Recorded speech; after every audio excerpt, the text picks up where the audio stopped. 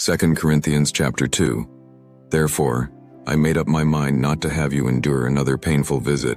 For if I cause you pain, then who would be there to cheer me up aside from you whom I offended? And I wrote as I did, so that when I came I would not suffer distress from those who should have made me rejoice. I know all of you well enough to be certain that we both share the same joy. It was with great distress and anguish of heart and many tears that I wrote to you, not to grieve you, but to let you know how abundant is the love I have for you. If anyone has caused distress, he has done so not only to me, but to some extent, not to exaggerate, to all of you. The punishment that was imposed by the majority was appropriate. But now you should forgive and encourage him so that he may not be overwhelmed by the burden of his distress. Therefore, I urge you to reassure him of your love. I wrote to you to test your obedience in all matters. Anyone whom you forgive, I forgive as well.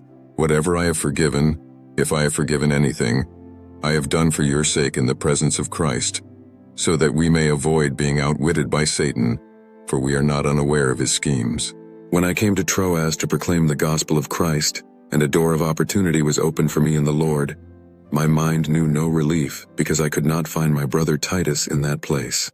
And so I said farewell to them and moved on to Macedonia. But thanks be to God, for he brings us to victory in Christ, and through us he manifests the fragrance of the knowledge of him throughout the world. We are indeed the aroma of Christ to God, both among those who are being saved and among those who are perishing. To the latter, the odor of death that leads to death. To the former, a fragrance of life leading to life. Who is truly qualified for such a task? For we are not like so many others who adulterate the word of God for profit.